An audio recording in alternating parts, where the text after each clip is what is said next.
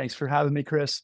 My I pleasure. am a solar energy entrepreneur, and I've been trying to figure out how to get our lives to be run on the sun for the last couple of decades.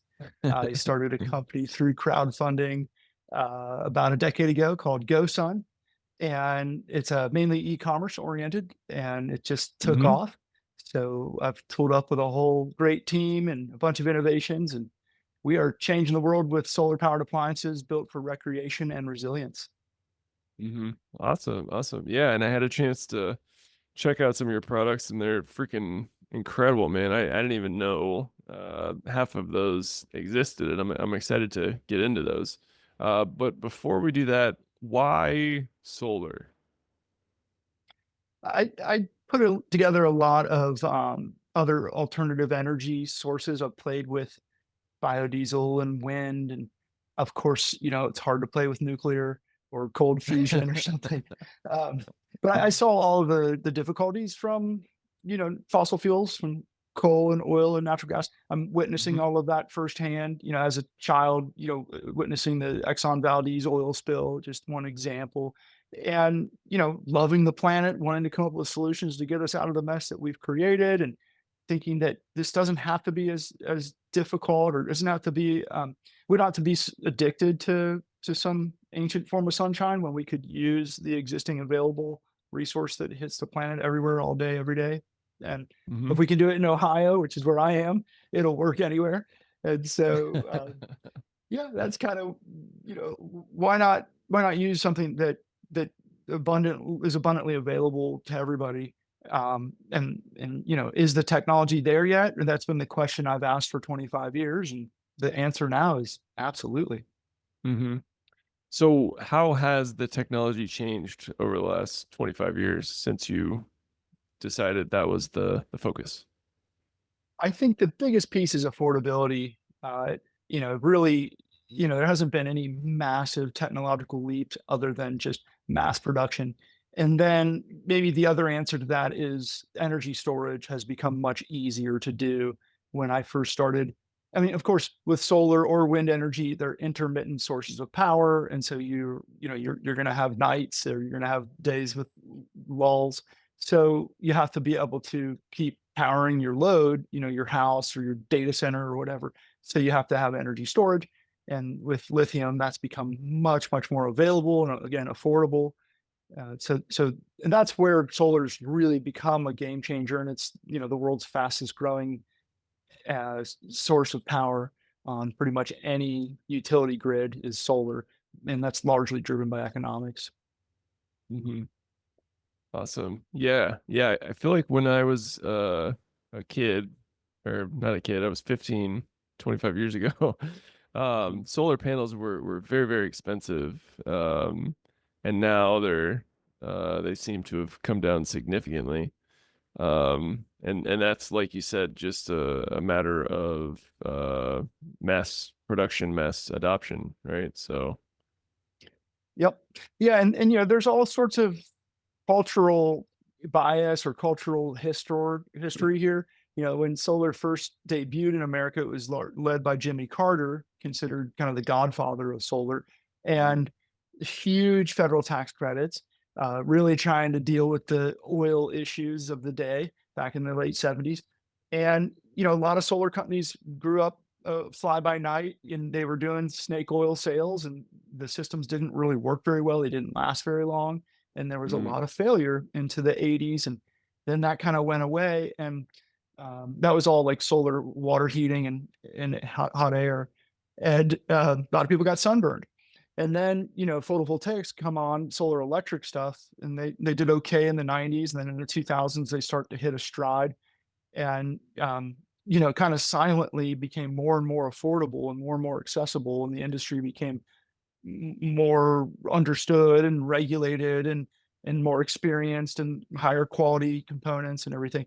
And now enter the 2020s, and solar's cheap, easy, ubiquitous, and you're still left with kind of the cultural understanding that it's too expensive, kind of like what you just said. Like, your memories of solar is that it's really expensive. Well, look at it now. It's 2025, and it's really not bad.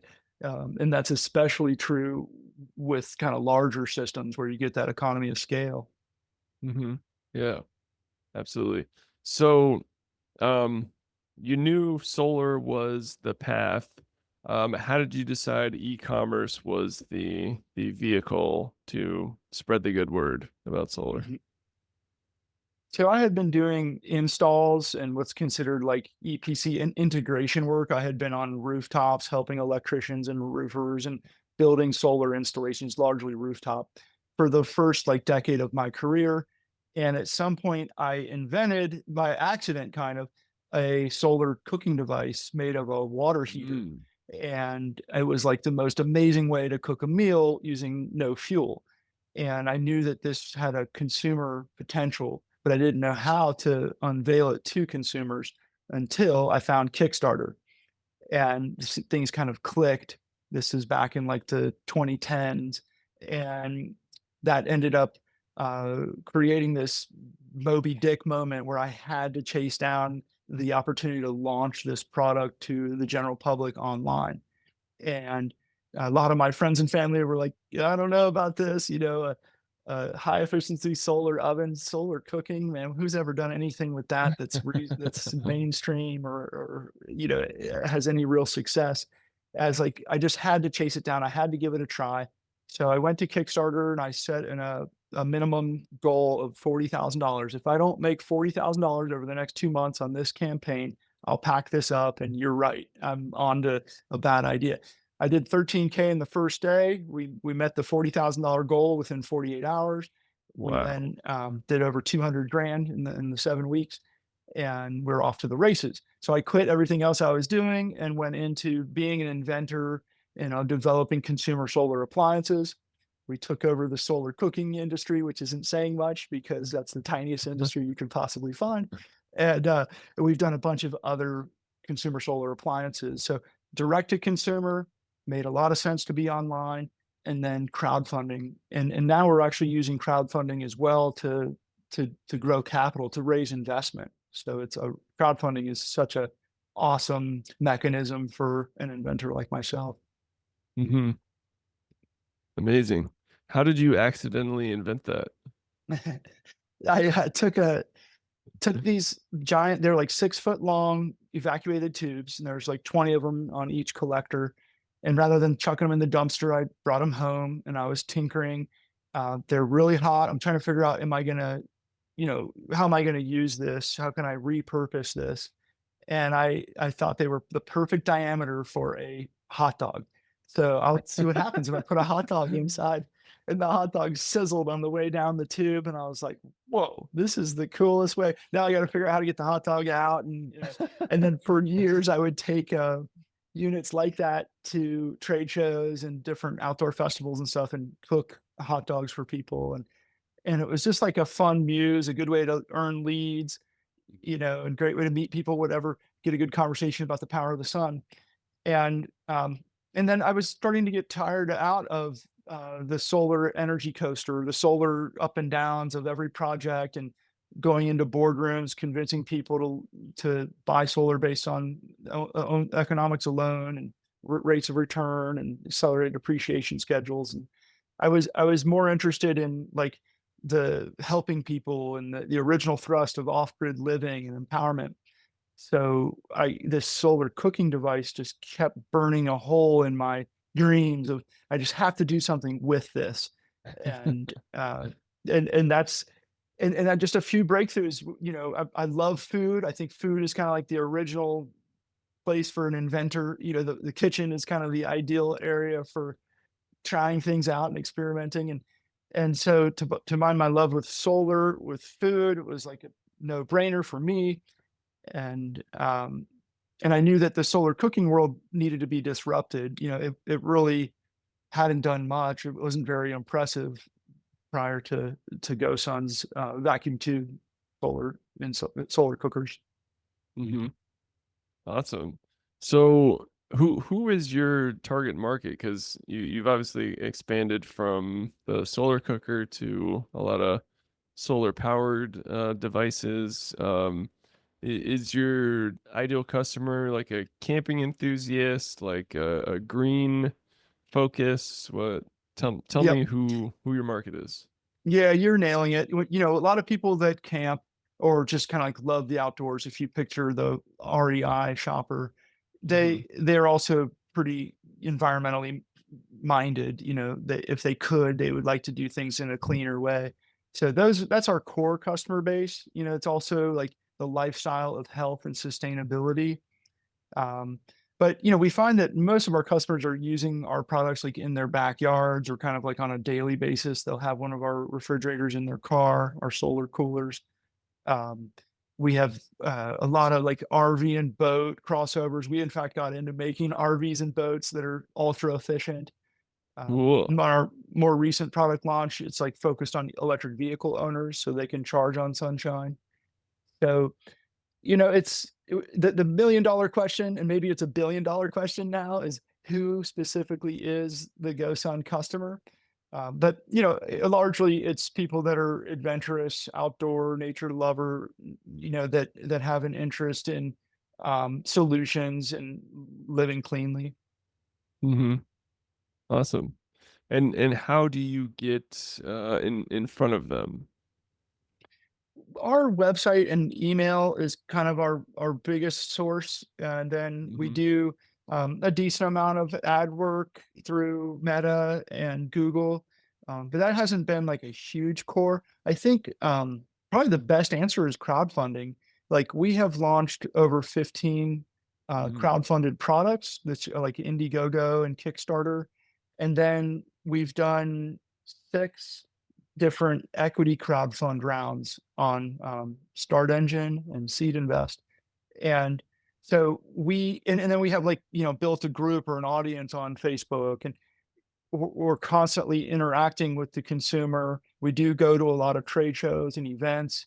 We invite people to come to our headquarters here in Cincinnati.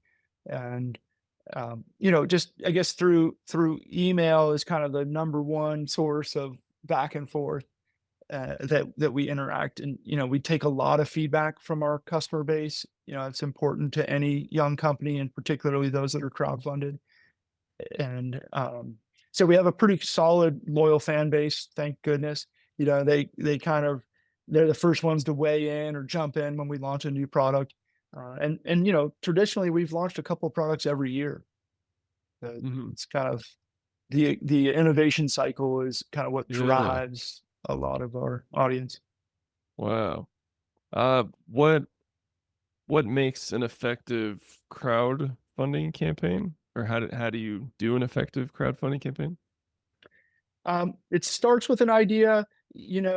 Ideas are cheap. I mean, we have a million ideas, and GoSun has like a giant spreadsheet where we manage all of our different product ideas, and we rank them, and we go through that on a quarterly basis to see which ones get to the top. Once they get to the top, we start to develop them. So rapid prototyping, testing, tie that into kind of a storytelling exercise. The Probably the most important aspect, or one of the most, is the video, and how you present the product associated to a problem. So your first 5-10 seconds of your video are going to be super important to kind of sort of help the customer understand why this matters to them. And then it's just a lot of follow-up and continued video making, and you kinda document the process of, "Okay, here's the prototype, here's the alpha, we're ready for production, here's the off-tool sample parts, we're making a couple tweaks and refinements, here's the production, okay, now it's on the container." So you really take the customer through the journey that they're literally a part of, and they can kind of nudge things around. And so it's a two-way street, and it's a big exercise in storytelling, but of the most authentic form. Storytelling of, this is literally what we're doing right now, and so you can build trust and build that base that's like really along for the ride. Mhm. I just had a vision of, like, a series of videos of just your mad scientist, like, workshop lab, just coming up with your next idea. I don't know if I checked out your YouTube, it's awesome. I didn't, maybe I missed that. You already have that, but I would personally love that. That's cool. I was actually shooting some this morning with a local videographer who wants to build like a little kind of a documentary, and we were running around in my backyard, and there's like prototypes. And we were in my shed in my shops, and we were throwing sparks. So yeah, for sure. And I love that. I mean, I kind of have a skunk works, and Mhm. I'm not like this super high tech innovator. I'm trying to do things that work in my backyard. And so, it's really not very different than a lot of people's backyards. I mean, I'm just kind of like looks like a handyman, or kind of just a DIY, but I call it like green collar. I'm a green collar worker.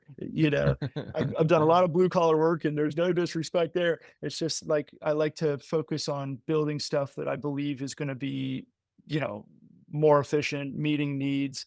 Of course, cleaner, and ideally running on the sun. Mhm. Nice. The mad solar scientist. That's right.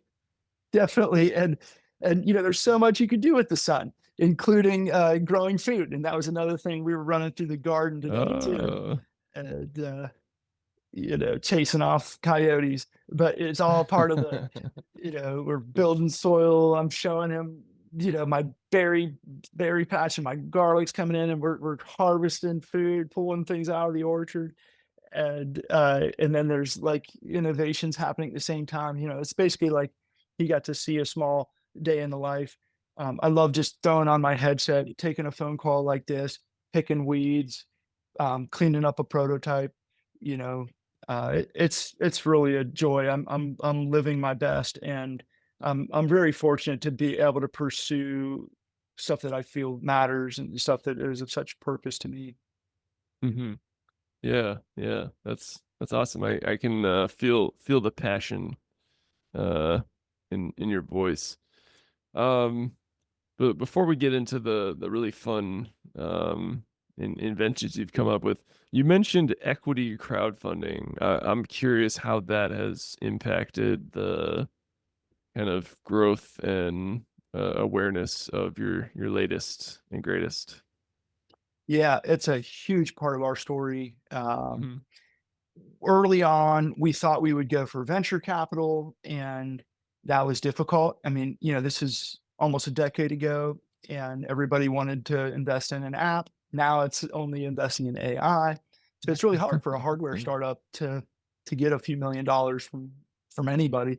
And so we basically we did a friends and family round. We had a few investors come in, and it was good.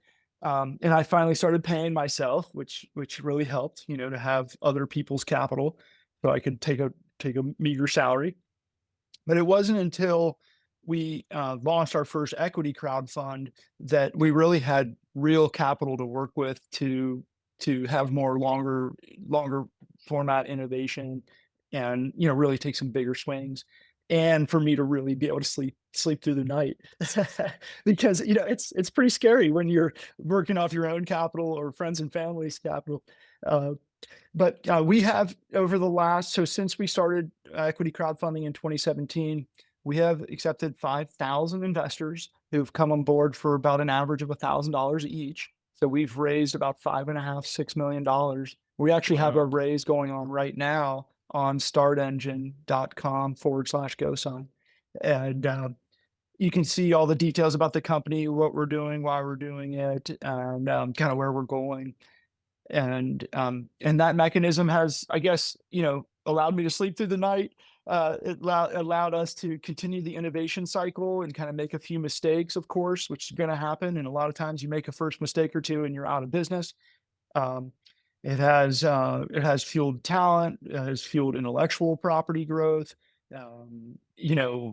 Just kind of, again, I think we are early stage still. We're still like sub 10 million in revenue. We're still just a tiny company, and the capital that we brought in from equity crowdfunding is giving us the chance to kind of still step up to the plate and keep trying to launch innovations and hit that home run or grand slam and become a 9-figure company and go Mhm. public and all that.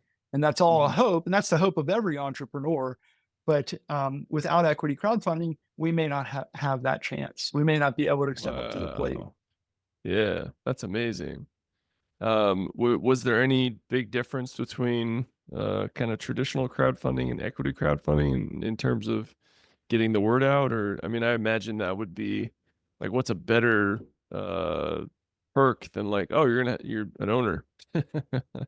Right, right. And, we tie in products into that ownership a lot of times. So you'll say, like right now, if you give us 5 grand, you get shares and you'll get the electric vehicle solar charging device, which is our latest product launch. Oh, yeah, And so, it's it's like, super cool. Yeah. yeah, you win in both directions, or at least if the company loses and we go bankrupt, you haven't completely lost. That kind of a reality. So every investment generally Hmm. gets a perk, something ships to your door from GoSun. And so we kind of tied in the regular crowdfunding in with the equity crowdfunding. um, but yeah, it's a lot more secure. There's a lot more compliance orientated questions that we have to go through for the equity side of it, because it's in a security or an investment. We have to kind of make sure we're bona fide by the SEC. Um, we have to watch everything we say because of that. Um, Mm.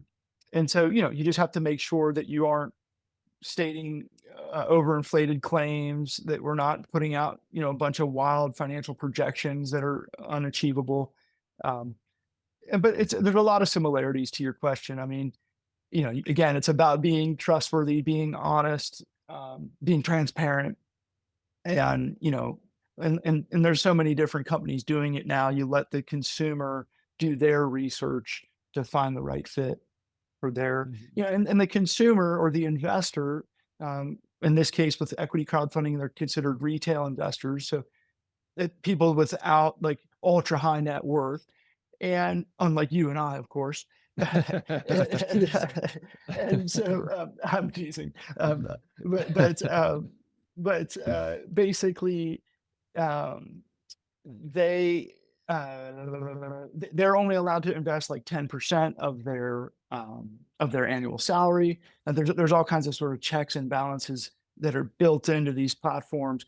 And when they invest, they're often doing it because they like the company. In other words, of course they want the company to succeed. Of course they want a 10x return on their capital, on their money.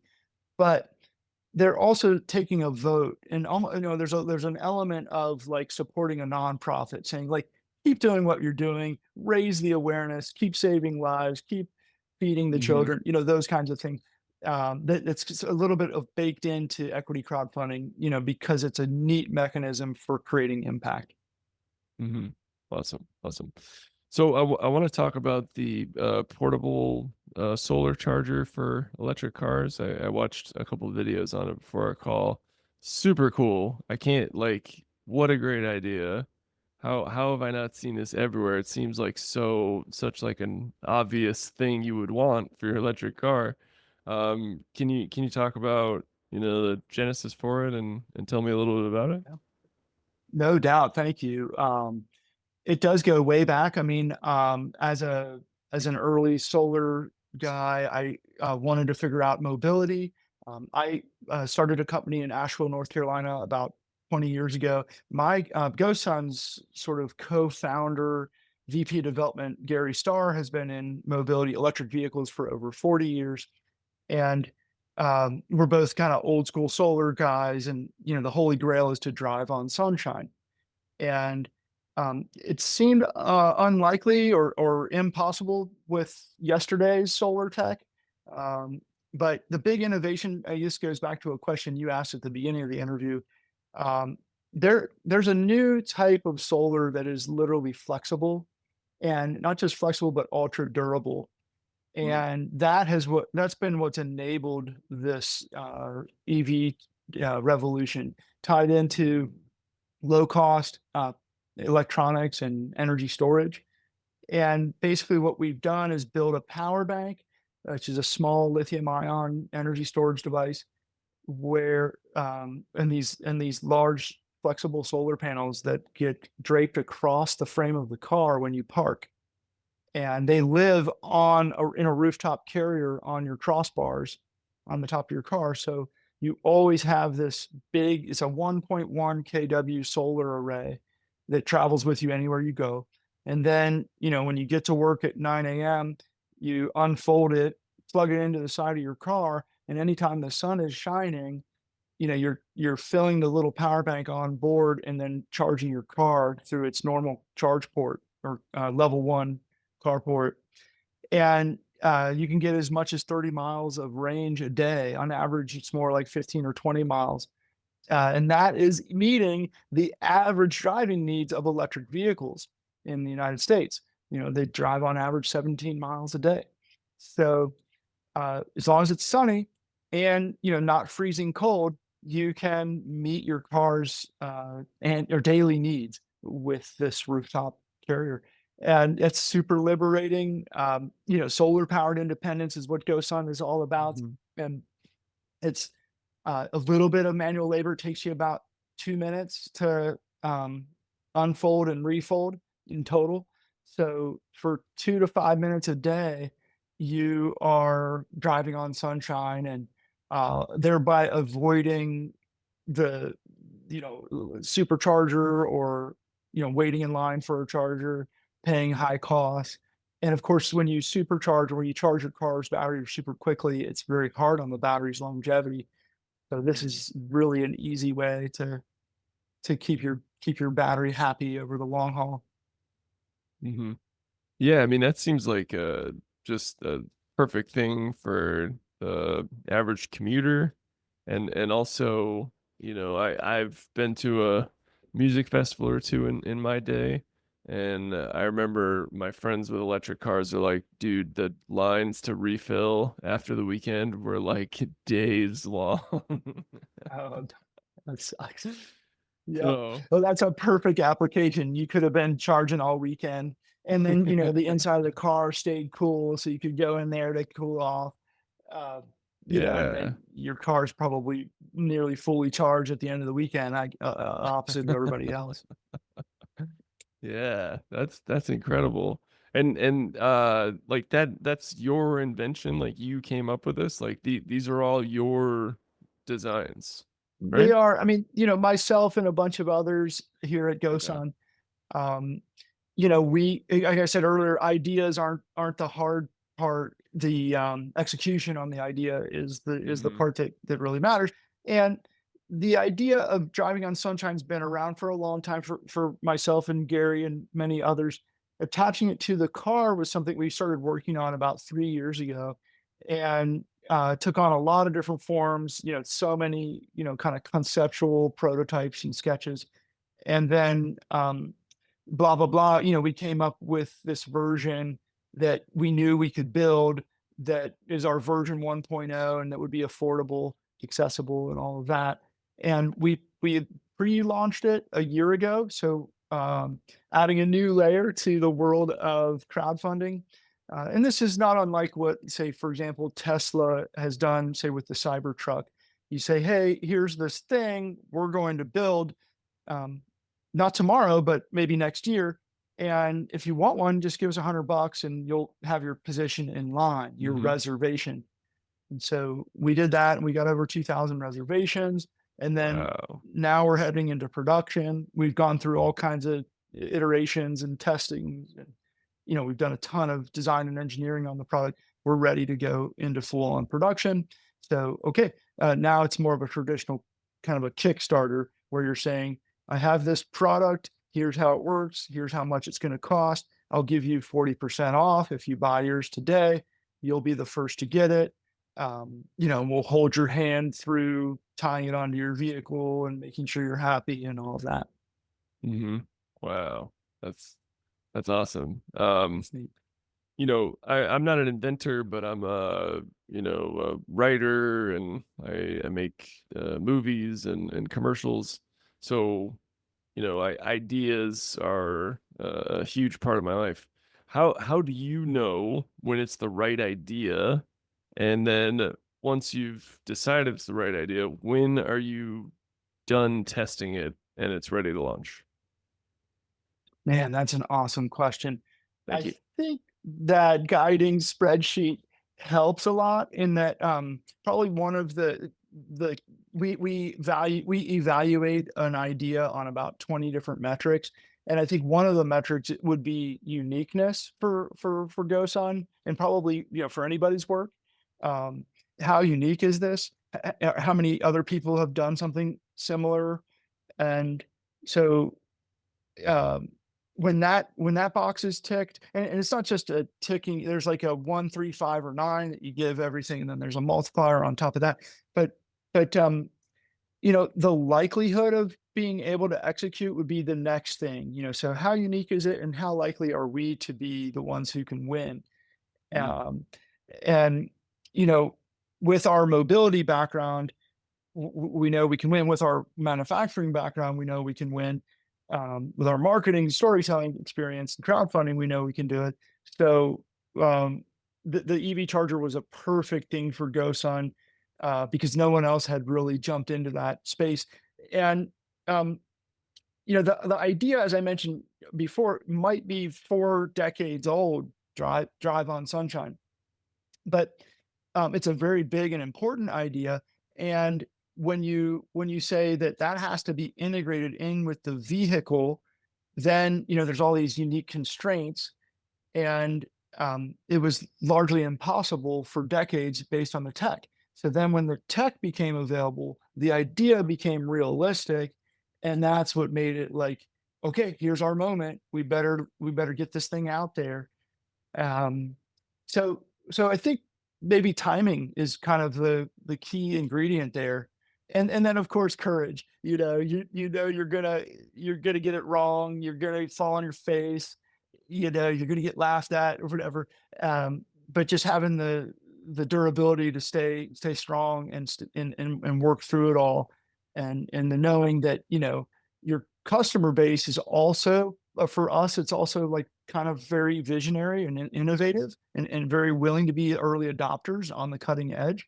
So they're going to be willing to go through some of that difficulty and learning and laughter in order to kind of meet their dreams. It's not like this is the Apple 15. Like we're not just perfecting something, we're making something that never exists. And mm, so you don't have a whole lot of comparisons, and it might be a little rough around the edges, but if it performs or functions the way it's supposed to, you're going to be happy. And we want it to last for decades. So hopefully we'll find that perfect common ground. But it's like done is better than perfect a lot of times for GoSun. Just get it out there. Don't wait. mhm. Awesome, awesome. Love it. Well, this was amazing. I have one final question for you, Patrick. It is an open-ended question. You can take it in any direction that you like. And that question is, what are you working towards? Oh wow. I guess uh, I guess solar powered independence. I would like by 2030 to have my entire life run on the sun. Mm, And that was something that was set in motion while I was living in the Caribbean about 15 years ago. And we were attempting to bring the whole island off of fossil fuels by 2030. We called it the Campaign Freedom 2030.